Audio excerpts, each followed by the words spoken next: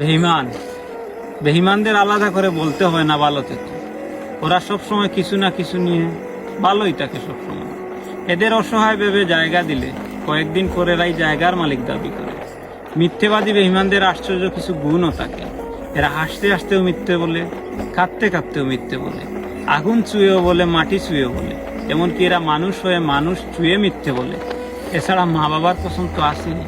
এরা নিজের স্বার্থের জন্য সবসময় সব কিছু করতে পারে। যেই মানুষটা কথা বলতে শেখায় তাকেই সারা জীবনের জন্য নীরব বানিয়ে চলে যায়। বেঈমানি করবি আগে থেকেই জানতাম, কিন্তু নষ্টামি করবি এইটা কখনো কল্পনা করি নাই। বেঈমানদের সবচেয়ে ভালো দিক দেহ দিয়ে হোক বা চেহারা দিয়ে হোক, এরা যেভাবেই হোক তার স্বার্থ কিন্তু হাসিল করবেই। এক পুরুষে কখনো তাদের তৃপ্তি আসে না। সুতরাং এমন মানুষের কাছ থেকে প্রতিনিয়ত কষ্ট পাওয়ার চেয়ে দূরে থেকে ভুলে কষ্ট সহ্য করা অনেক ভালো। তবে একটা কথা কিন্তু সত্যি, মানুষ মানুষকে ক্ষমা করলেও প্রকৃতি কিন্তু বেঈমানদের কখনো ক্ষমা করবে না।